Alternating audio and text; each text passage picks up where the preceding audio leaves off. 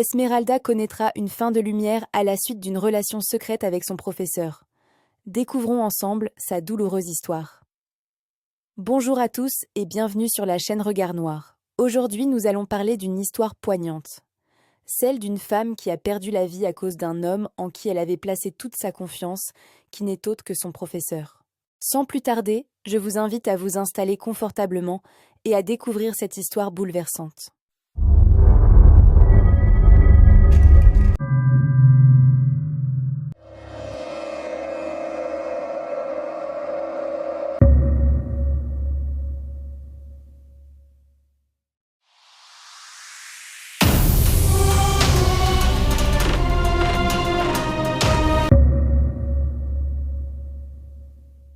Esmeralda Richer vit avec sa famille composée de son père Eligio, sa mère Isabelle et sa grande sœur Yurimar. Ses parents tiennent une épicerie familiale et, lorsqu'elle le peut, Esmeralda n'hésite pas à leur donner un coup de main. Elle est très proche de sa famille et appréciée de tous.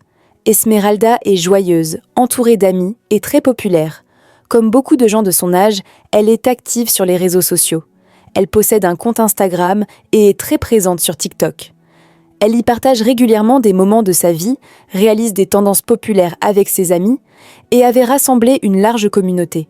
C'est également une femme studieuse, très appréciée de ses enseignants, notamment de son professeur de mathématiques, John Kelly Martinez, qui lui portait un intérêt particulier. Ses amis vont le décrire comme un professeur pas comme les autres, amusant, détendu, encourageant, entretenant avec eux une relation presque amicale. En somme, le genre de professeur qu'ils trouvent cool. Mais beaucoup remarquent qu'il semble accorder une attention spéciale à Esmeralda, en cours et en dehors. Ils se voient parfois en groupe, parfois seuls. Interrogés sur la nature de leur relation, ils répondent toujours qu'ils sont simplement amis. Esmeralda en parlait à sa mère, lui décrivant cette relation amicale. Sa sœur Yurimar lui a déjà demandé s'il se passait quelque chose entre eux, mais Esmeralda a toujours répondu qu'ils n'étaient qu'amis. Donc, tout le monde la croyait. Un soir de février 2023, son professeur de mathématiques, John, se présente chez elle avec son cousin Rubiel Morio Martinez et accompagné de 3 copines d'Esmeralda. Il explique à Isabelle, la mère d'Esmeralda, qu'ils partent pour une sortie scolaire. John demande la permission d'emmener Esmeralda avec eux. Isabelle est hésitante. Il est déjà plus de 19h et elle ne comprend pas pourquoi une sortie aurait lieu aussi tard. Esmeralda insiste, rassure sa mère en lui rappelant qu'ils sont simplement amis et qu'il n'y a pas de quoi s'inquiéter. Isabelle finit par accepter, à condition qu'elle ne rentre pas trop tard. Dehors, le cousin de John et les copines d'Esmeralda l'attendent dans une Honda Accord noire. Avec l'accord de sa mère, Esmeralda monte dans la voiture. Quelques heures plus tard, son père Eligio rentre à la maison et remarque aussitôt l'absence d'Esmeralda. Isabelle lui explique qu'Esmeralda est sortie avec son professeur de mathématiques pour une sortie scolaire. Eligio n'est pas rassuré. Il ne comprend pas pourquoi un enseignant vient chercher Esmeralda si tard. Isabelle tente de le rassurer, lui disant qu'il ne devrait pas tarder à rentrer. De leur côté, les jeunes pensaient à se rendre à une foire, mais dans la voiture, John leur annonce un changement de programme. Direction la plage. Ils se rendent à Macao Beach, une plage située assez loin du domicile d'Esmeralda. Tout le monde est content. Passer un moment à la mer semble plus agréable. Sur la route, John s'arrête dans un magasin pour acheter des bières. De retour dans la voiture, il demande à son cousin de céder sa place à l'avant à Esmeralda, ce que Rubiel accepte.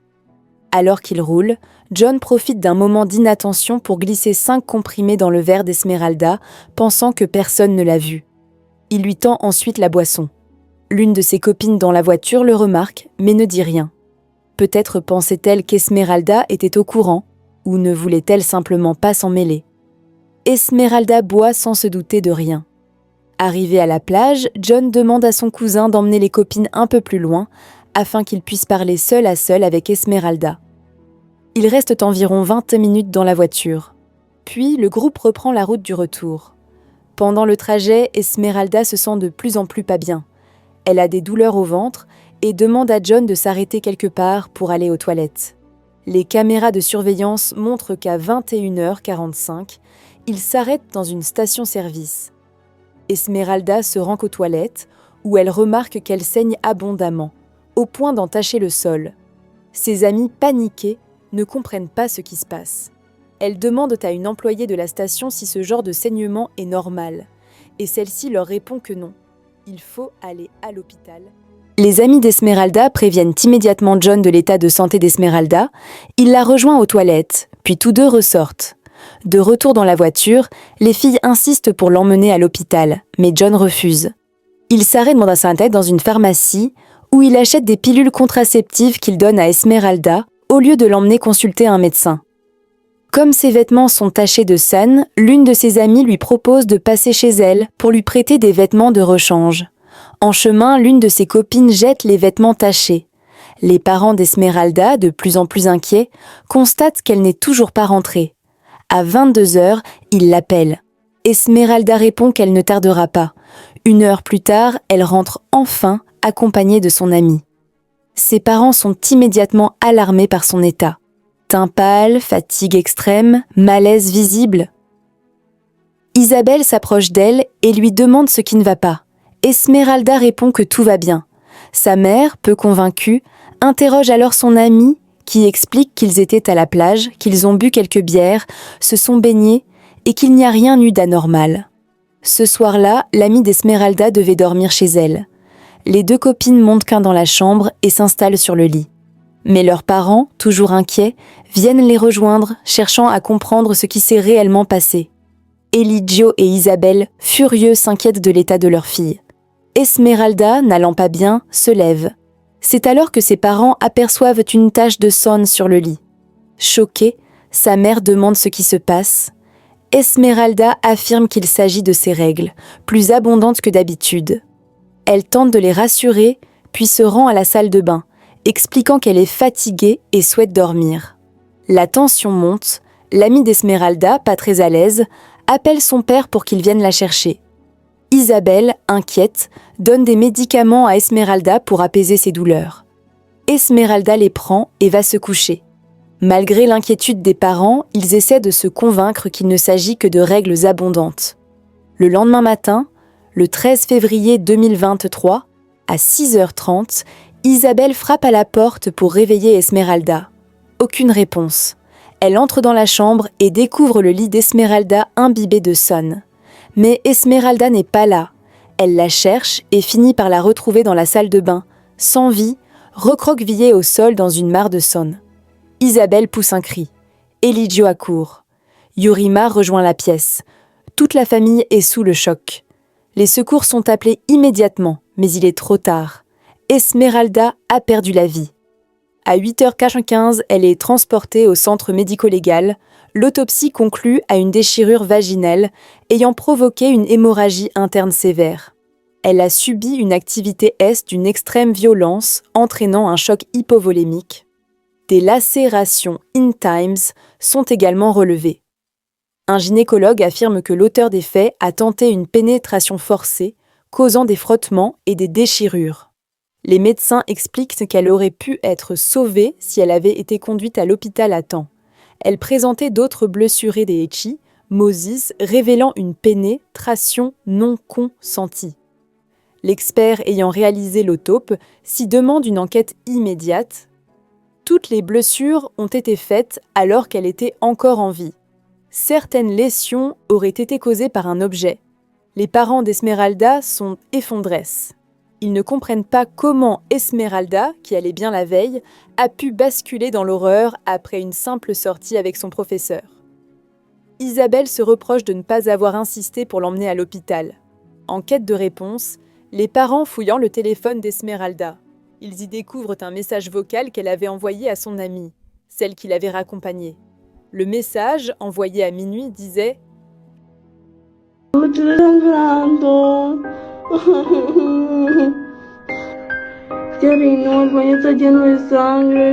Raccompagnée.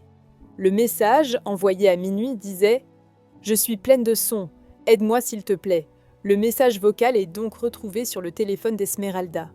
Isabelle, tremblante, écoute les mots désespérés d'Esmeralda, son cœur se serrant à chaque syllabe. « Je suis pleine de sang, aide-moi s'il te plaît, aide-moi, Je saigne à en perdre la vie. » Les mots d'Esmeralda résonnent dans la tête de sa mère comme un écho lancinant. Isabelle comprend immédiatement la gravité de la situation. Le message est une preuve évidente qu'Esmeralda était en danger, qu'elle avait tenté d'alerter quelqu'un à temps. Mais personne n'était là pour la secourir.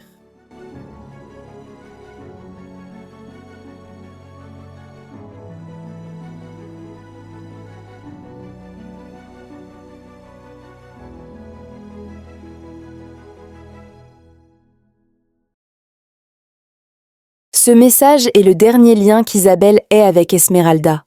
Les paroles qu'elle a prononcées, fragiles et remplies de peur, sont désormais gravées dans la mémoire de sa mère. Isabelle, en proie à la confusion, réalise qu'il est déjà trop tard pour sauver Esmeralda, mais elle sait qu'il n'est plus question de laisser cette perte dans l'oubli. La copine d'Esmeralda ne va pas écouter le message immédiatement. Lorsqu'elle le fera, elle répondra à Esmeralda par une note vocale en expliquant qu'elle avait du son abondamment, car le professeur de mathématiques avait mis 5 produits dans son verre et qu'elle l'avait vu faire. Peu de temps après, Esmeralda aurait commencé à avoir du SAN. Beaucoup de sang de ce message vocal va fuiter et sera un choc général. Il va rapidement faire le tour des réseaux sociaux. À ce moment-là, les spéculations vont se multiplier. Certains diront que le professeur aurait administré des produits à Esmeralda pour pas avoir une possible naissance, d'autres évoqueront un V. Des choses seront dites également contre Esmeralda, certains parleront de sa relation avec son professeur. D'autres encore commenteront son style vestimentaire et diront de tout. La responsabilité des parents sera également pointée du doigt, on les tiendra partiellement en faute de ce qui est arrivé à Esmeralda. Certains amis témoigneront l'avoir vu à plusieurs reprises avec le professeur. Ils diront que tout le monde savait qu'ils avaient une relation, mais que personne n'osait en parler, faute d'assumer. Les parents d'Esmeralda avaient, depuis le début, des soupçons sur John. Ils vont finalement apprendre par les réseaux sociaux et les témoignages des amis d'Esmeralda que le professeur entretenait une relation avec elle. Le professeur sera alors exclu de l'établissement. Pour la police, le nom de John revient trop souvent. Il devient le suspect principal. L'ami qui avait raccompagné Esmeralda va confirmer ses propos aux enquêteurs, expliquant selon elle qu'il s'agissait de produits pouvant entraîner l'arrêt d'une naissance. Puisque peu après, Esmeralda perdait abondamment du sang, les policiers vont convoquer le professeur, qui se présentera pour être entendu. Il niera en bloc tout ce que lui sera reproché. Quelques heures plus tard, le juge ordonnera une mise en cellule provisoire d'1 an, John étant considéré comme le principal suspect de V et de la perte d'Esmeralda. Il est immédiatement placé en cellule. Le 15 février 2023 a lieu l'enterrement d'Esmeralda. Sa famille, ses amis et ses proches se réunissent pour lui rendre un dernier hommage. De nombreux messages de paix et de bienveillance sont publiés sur les réseaux sociaux. Les parents d'Esmeralda, face aux caméras, expliquent qu'ils ignoraient totalement la relation entre Esmeralda et le professeur. Ils expriment leur regret qu'elle ne leur ait jamais parlé de ce qu'elle vivait. Pour eux, l'équité doit être rendue. Ils sont convaincus de l'implication du professeur dans cette histoire. Le père explique qu'il était à l'église ce jour-là et que s'il avait été présent, il n'aurait jamais laissé Esmeralda partir. Quant à Isabelle, la mère, elle se sent extrêmement en faute d'avoir laissé Esmeralda entre les mains d'un homme en qui elle avait pourtant confiance. Elle n'arrête pas de pleurer et se blâme énormément. Le cousin du professeur Ruben sera gardé par les policiers et interrogé. La femme de John Kelly sera également interrogée. Quelques jours après la disparition d'Esmeralda, elle avait vendu la voiture noire, une Honda, que son mari conduisait le jour fatidique. Les policiers auront des difficultés à retrouver la voiture, mais elle sera finalement localisée et réquisitionnée. L'acheteur sera également entendu et une enquête permettra d'établir si la femme et l'acheteur sont impliqués ou non. Les policiers découvriront que la vente avait été conclue juste avant qu'ils ne partent, répondra C de John. Sa femme n'a fait que finaliser la vente, elle n'est pas impliquée dans l'histoire. Les poursuites contre elle et l'acheteur seront donc abandonnées. Les enquêteurs interrogeront ensuite les amis d'Esmeralda qui étaient présentes ce soir-là. Elles raconteront le déroulé de la soirée Et grâce à leurs témoignages ainsi qu'aux images de vidéosurveillance, les enquêteurs pourront reconstituer les faits.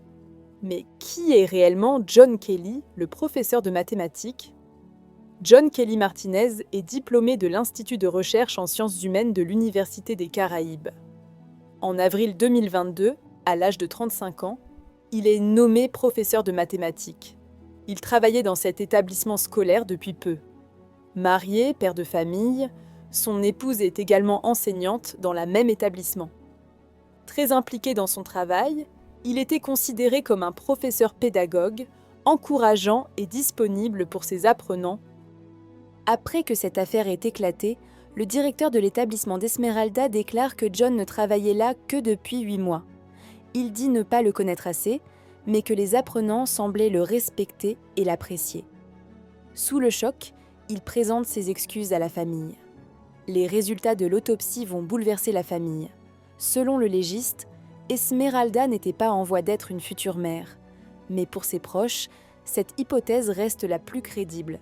Ils estiment que les autorités n'ont pas mené d'investigation suffisamment approfondie. Ils demandent un nouveau rapport d'autopsie. Leur avocat explique que tous les éléments désignent John Kelly.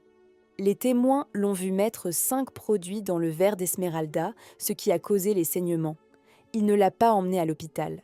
La famille est convaincue que la disparition de leur fille a été causée par la dose élevée de ces produits qu'elle a ingérés. Ils attendent désormais le rapport final pour savoir ce que contenait réellement la boisson. Quelques jours plus tard, Angel Hernandez, ministre de l'Éducation, déclare dans les médias que la disparition d'Esmeralda n'aurait jamais dû avoir lieu. Pendant l'enquête, John est placé en préventive pour 1 an. Son cousin Ruben, arrêté pour complicité, sera libéré sous contrôle judiciaire avec obligation de pointage mensuel au poste. L'avocat de John Kelly va choquer l'opinion publique par ses propos. Dans sa stratégie de défense, il s'appuie sur les résultats de l'autopsie pour remettre la faute aux parents d'Esmeralda de ne pas bien la traiter. Selon lui, les contusions et le choc hypovolémique ayant provoqué la disparition seraient dus à des violences familiales. Il ajoute que si la copine d'Esmeralda n'a pas dormi chez elle ce soir-là, c'est parce que les parents étaient très en colère et peu vivables. Au cours de l'enquête, les policiers se rendront sur les lieux des différents événements. Ils y découvriront les vêtements ensanglantés d'Esmeralda ainsi qu'une boîte de produits. Les procureurs souligneront l'inhumanité dont ont fait preuve John et Ruben en négligeant l'état d'Esmeralda alors qu'elle saignait abondamment sous leurs yeux et qu'elle nécessitait des soins urgents. Un fait troublant. 1 an avant sa disparition, Esmeralda avait posté une vidéo TikTok dans laquelle elle disait que le seul moyen pour elle de recevoir des fleurs le 14 février, c'était de rejoindre le ciel le 13. 1 an plus tard, effectivement, elle rejoindra le ciel, le 13 février au lever du jour.